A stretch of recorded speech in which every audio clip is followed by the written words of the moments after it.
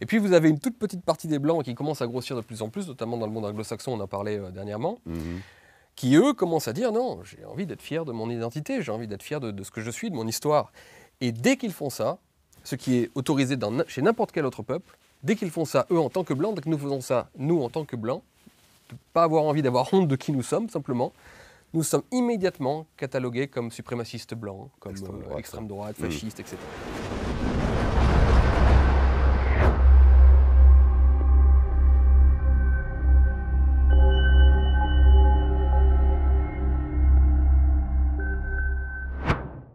Bonjour à tous, chers abonnés d'Omerta, abonnés de notre chaîne YouTube et également abonnés de l'application. Également, je m'adresse aussi aux lecteurs du magazine Omerta, auquel je rappelle la parution, enfin, il est toujours en kiosque, il est paru il y a 2 semaines, notre dernier numéro, Congo, silence on tue, sur l'Afrique des Grands Lacs et tous les enjeux autour du continent africain, donc qui est toujours disponible dans 5000 points de vente en France.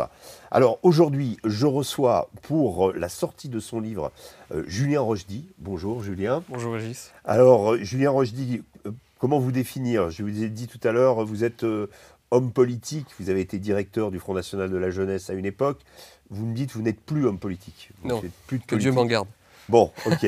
Mais vous restez écrivain, vous restez essayiste, vous êtes éditeur aussi, et vous sortez ce livre, Qui sont les Blancs, généalogie d'une identité interdite, aux éditions Héthérie, que je montre à l'antenne, voilà. Alors, pour rentrer dans le vif du sujet, vous écrivez dans l'introduction de votre livre que les Blancs n'auraient d'existence que dans la mesure où on les critique. Dès qu'un élément positif à leur endroit apparaît, ils sont censés disparaître. À quand, selon vous, remonte ce phénomène, cette façon de percevoir les Blancs, et comment l'expliquer? C'est une question qui demanderait une réponse extrêmement longue et extrêmement variée, parce qu'il y a plusieurs, évidemment, raisons à tout cela.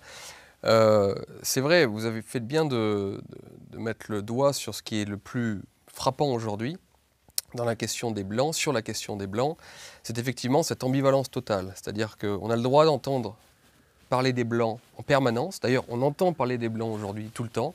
C'est devenu un vrai sujet dans le débat public, mais toujours avec un seul angle d'attaque, qui est précisément un angle d'attaque, à savoir les Blancs sont coupables de tout, les Blancs doivent se sentir coupables de la domination qu'ils ont exercée sur le monde, du racisme qu'ils appliqueraient comme ça à la société entière, empêchant les autres peuples, les autres races, les autres ethnies de monter dans les hiérarchies, etc. Et puis, de façon totalement paradoxale, dès qu'il s'agit d'aller comprendre qu'est-ce que l'identité blanche, vraiment, dans le fond, dans ce qu'elle est, qu'est-ce qu'un blanc finalement, qu'est-ce que cela signifie que d'être blanc et d'appartenir à la civilisation européenne, occidentale, du monde blanc, de l'hémisphère nord, dès qu'on commence à s'interroger sur ces questions, là d'un coup, on est renvoyé à l'idée que les blancs n'existent pas, que c'est une construction artificielle, à peine sociale, que finalement il n'y a pas de réalité ethnique, encore moins biologique et sûrement pas culturelle, parce qu'il y aurait tant de différences, il y aurait tellement de différences entre un espagnol, un allemand, un américain, un russe, que ce monde-là ne constituerait pas du tout un monde homogène et pouvant potentiellement être défini.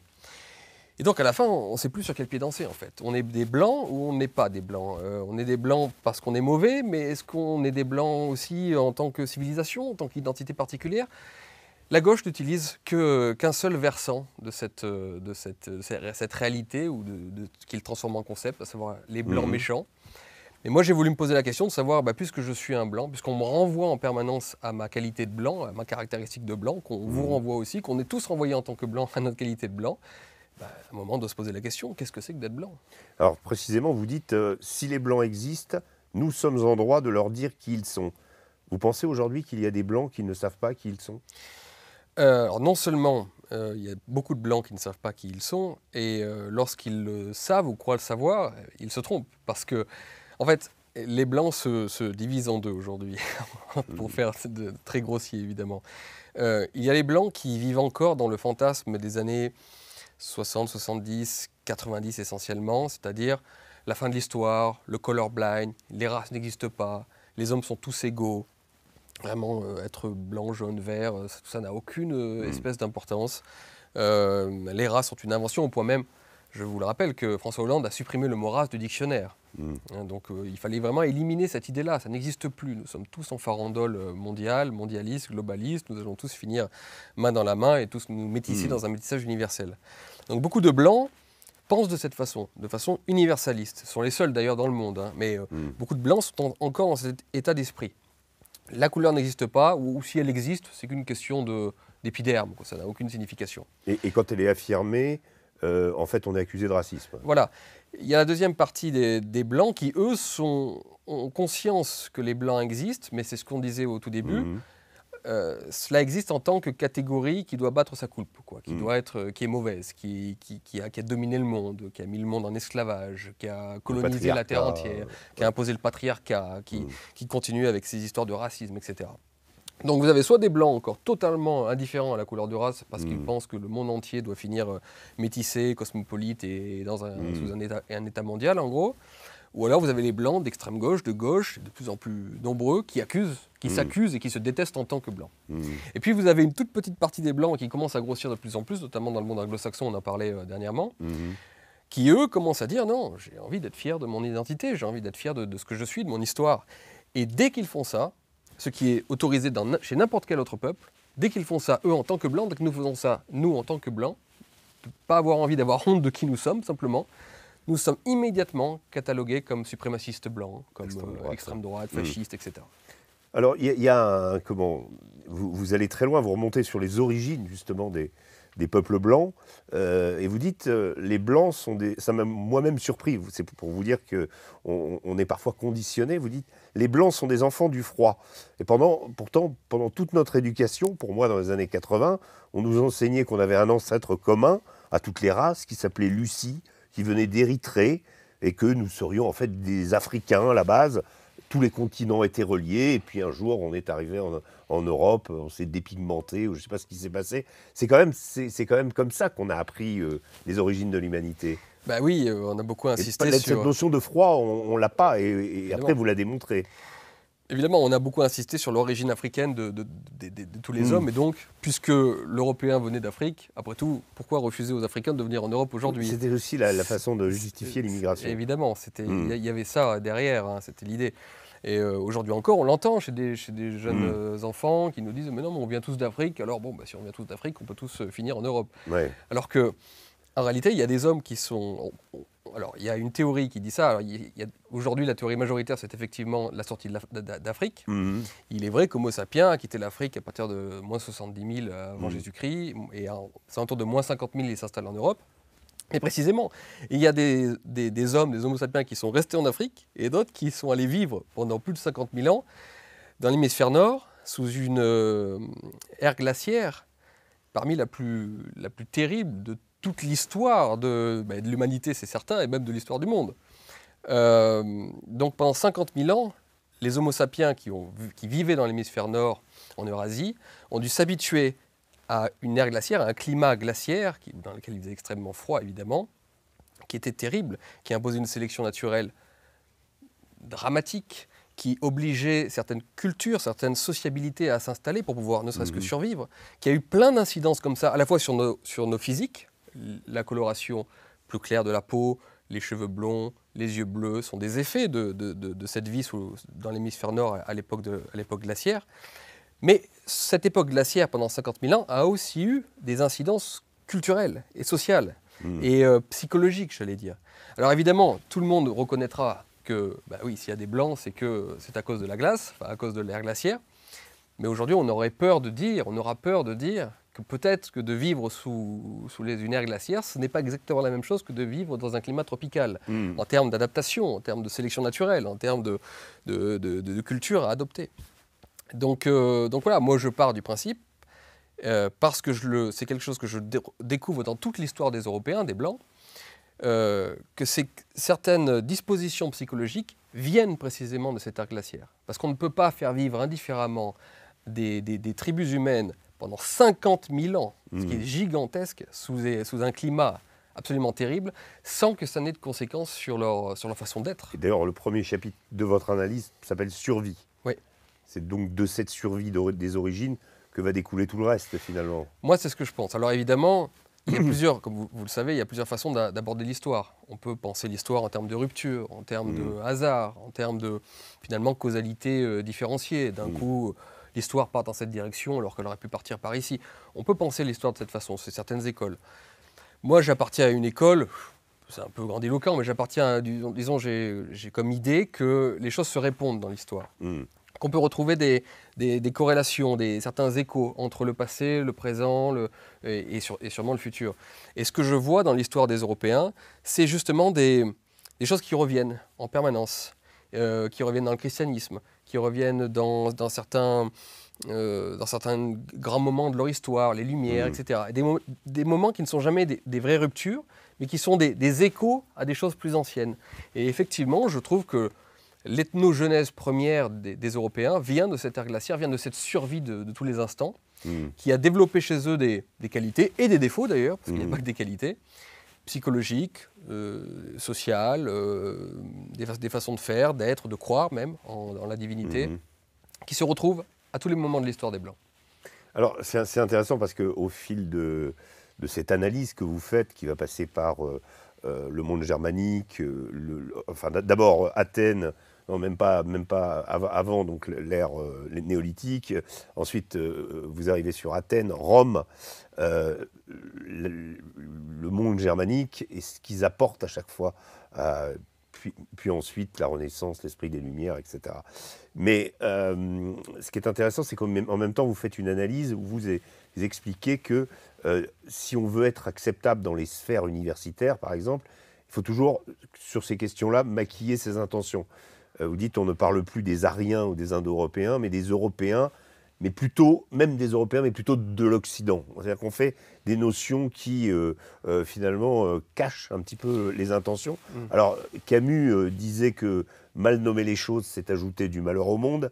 Est-ce que cette dissimulation est consubstantielle, finalement, dans le monde universitaire dans lequel vous êtes, d'une disparition souhaitée, en fait, de toutes ces réalités? Alors moi, j'ai la chance et la malchance de ne pas être dans le milieu universitaire. Donc ça me donne une plus grande liberté, mais évidemment, ça... Non, mais vous prenez beaucoup de ce milieu, bien sûr, pour votre analyse. Ce qui est certain, c'est qu'il y a beaucoup d'auteurs... Enfin, pas tant que ça, justement. Il y a très peu d'auteurs qui ont voulu se pencher sur l'identité européenne, sur l'identité des Blancs, en fait. Vous ressuscitez Georges Dumézil, par exemple. Oui, ça sur leurs travaux sur les Indo-Européens, extrêmement utiles. Mais c'est un sujet tabou, évidemment. Et quand certaines personnes osent aller jusque-là, osent le faire, ils vont parler de l'Occident, ils vont parler éventuellement des Européens. Mais les Européens, ça fait peur maintenant. C'est difficile de parler des Européens, parce qu'on sait ce que ça veut dire, les Européens. Donc on n'aime pas trop. On parle des Occidentaux, on parle des chrétiens, de la chrétienté éventuellement. On parle du monde démocratique. Bref, on raconte des histoires qui, en fait, parlent des Blancs. Mais on n'ose pas le dire. Et moi, je sais très bien que si j'avais voulu être beaucoup plus accepté, dans ces milieux justement universitaires, ou même à droite, dans les milieux mainstream de droite, j'aurais écrit, au lieu de qui sont les Blancs, qui met vraiment les pieds dans le plat, parce que blanc, en France en particulier, c'est pas encore accepté. Aux États-Unis, beaucoup plus. Beaucoup plus, dans le monde anglo-saxon, dans le monde. La donne raciale aux États-Unis ou ethnique, il n'y a pas de problème. Bien sûr, mais je pense que ce livre, il est en train d'être traduit en anglais, publié aux États-Unis. Je pense qu'il aura beaucoup plus d'écho aux États-Unis qu'en France, malheureusement. Bon, on n'est jamais prophète dans son pays, mais les Français, ce n'est pas notre logiciel et je peux le comprendre. Et c'est vrai que d'oser dire qu'ils sont les Blancs plutôt que quelle est l'identité européenne, quelle est la dynamique de l'Occident, quelle est ce qui m'aurait permis de parler des Blancs en réalité sans en parler, oui, j'aurais eu beaucoup plus de facilité à être accepté et être mainstream. Mais bon, voilà, écoutez, moi je pense qu'aujourd'hui, le terme de blanc fait partie du débat de plus en plus et est amené à le rester dans le débat. Parce que la société multiculturelle dans laquelle nous sommes, dans laquelle nous sommes condamnés à vivre, soit en fait on la détruit, et donc ça veut dire qu'on va parler des Blancs d'une manière ou d'une autre, soit on reste à l'intérieur et les communautés vont continuer de fleurir, et donc les Blancs existeront aussi, parce qu'on sera renvoyé, comme je disais, aux Blancs, il y aura les Blancs, les Noirs, etc. Donc vu que je sais que c'est le futur, malheureusement ou pas, c'est pas la question, eh bien, autant y aller, autant en parler. Alors il y a une chose qui prouve que quelque part votre démarche est pertinente, c'est ce malaise à chaque fois, et ces discussions interminables qui reviennent sur le racisme anti-blanc. Existe-t-il, n'existe-t-il pas? Peut-on le nommer? Traduit-il une réalité ou au contraire, est-ce une invention? C'est quand même, de ce point de vue-là, une preuve qu'il y a un vrai problème. Oui, et c'est un petit peu ce que nous disions au tout début sur l'ambivalence du terme blanc, c'est-à-dire qu'il existe quand on peut les accuser, il n'existe pas quand ils cherchent à se définir. Ouais. Sur le racisme anti-blanc, c'est un petit peu la même histoire. C'est qu'en fait, il raconte, donc justement ceux qui utilisent le terme blanc exclusivement pour le condamner, il raconte que seuls les blancs peuvent être racistes. Parce que le racisme est une conséquence de la domination et de l'oppression et du statut que vous avez dans la société. Donc en fait, puisque les blancs sont les démiurges de ce monde, sont les grands dominateurs du monde occidental, du monde européen et en France, eh bien, seuls les blancs peuvent être racistes, peuvent faire preuve de racisme. Ce qui signifie d'ailleurs, en fin de compte, si vous y pensez, que le racisme est indissociablement lié aux blancs et que si nous voulons éradiquer le racisme, eh bien, il faut Éradiquer les blancs. éradiquer les blancs. Et en fait, c'est ça, puisque les Noirs ne peuvent pas faire preuve de racisme parce que ce sont des dominés, vu que les Arabes ne peuvent pas faire preuve de racisme parce que ce sont des dominés, puisque, voilà, seuls les blancs sont racistes, peuvent faire preuve de racisme, eh bien, il faut éliminer les blancs. C'est la seule façon d'éliminer le racisme. Et c'est comme ça qu'aujourd'hui pensent énormément de gens de gauche, d'extrême gauche, et beaucoup de gens racisés, comme on les appelle. On va y venir par la suite. J'ai découvert à travers votre livre que la moitié des êtres humains sur Terre, dites-vous, parlent une langue indo-européenne. Donc l'apport linguistique des Blancs est considérable. Est-ce que ça peut expliquer qu'il existait ou qu'il a existé à certaines époques une forme de quasi-monopole du savoir, même si il est difficile d'en parler pour les raisons déjà invoquées?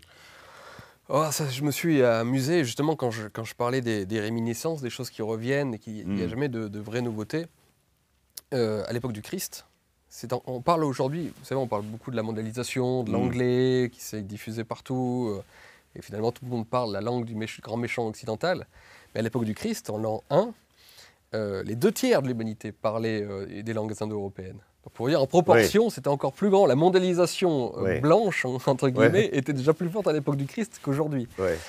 Puisque je crois que c'est sur 250 millions d'habitants à peu près à l'époque du Christ dans le monde, il y a près de 160-170 millions de locuteurs de langue indo-européenne.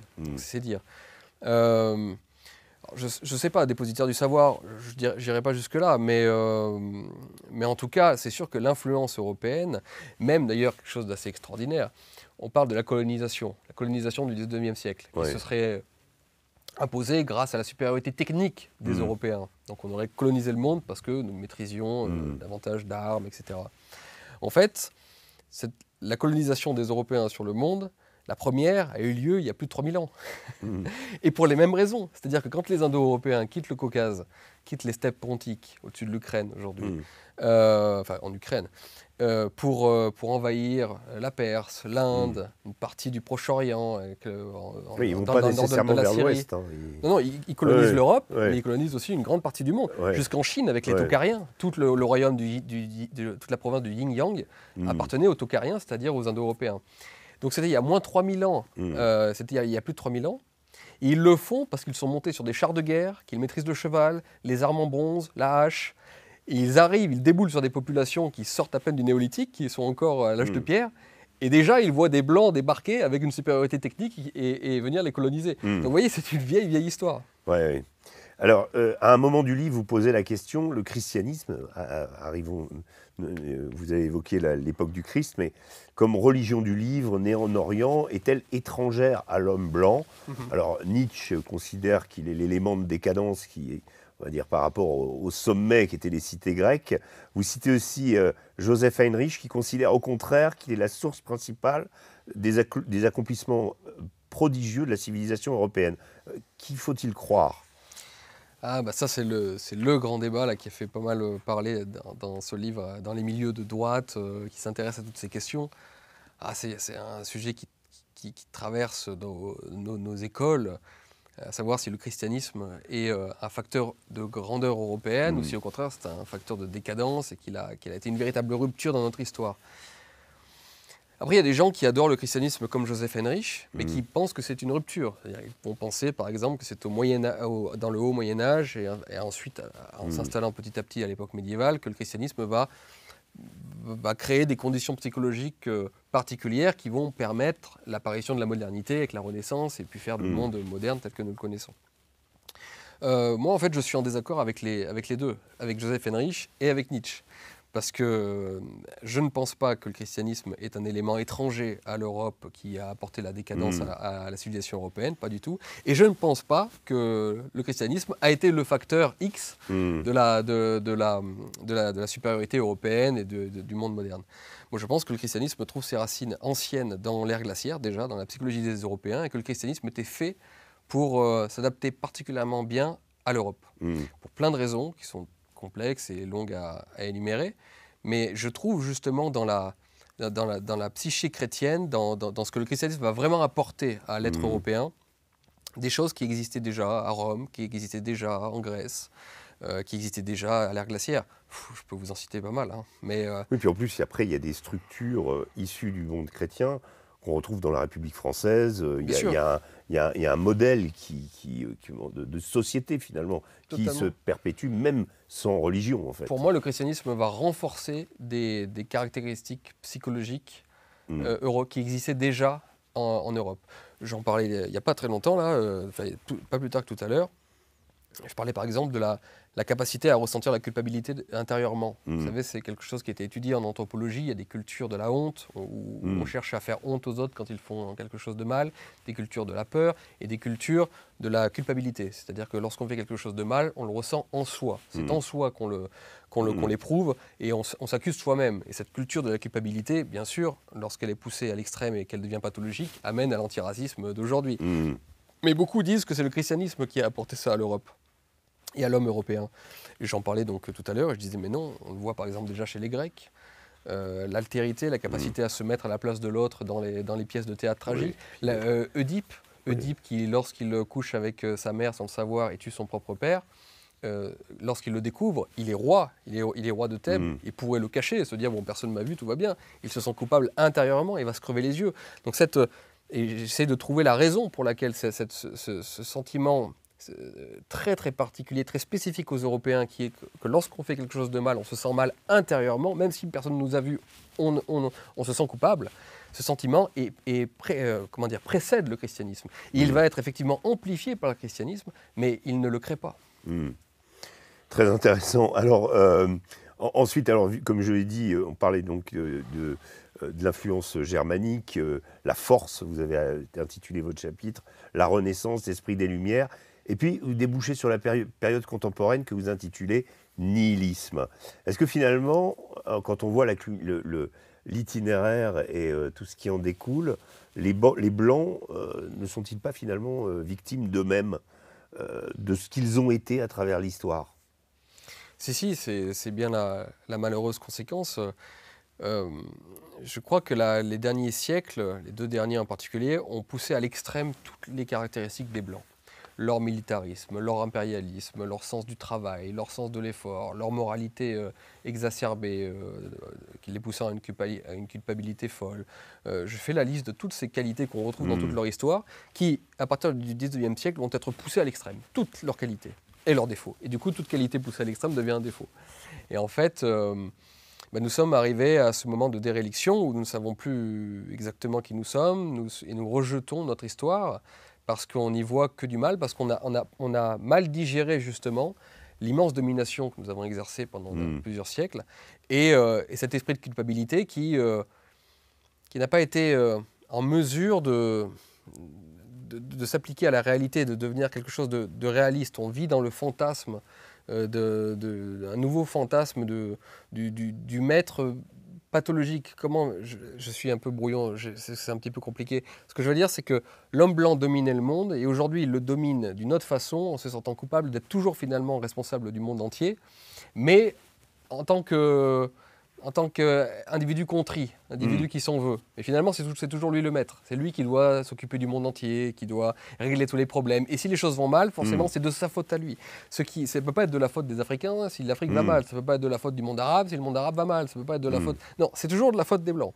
Donc il existe une sorte de logique à l'avènement de la pensée wokiste, quelque part, qui est une sorte d'exacerbation ultime de ce sentiment. C'est exactement ce que je crois, et c'est ce que je vous disais, c'était que je crois que tout se répond dans l'histoire, et qu'il n'y a pas d'éléments totalement étrangers qui peuvent s'imposer sur une culture. Il y a toujours des éléments qui expliquent la raison de l'émergence d'une idéologie, d'une religion, d'une pensée particulière.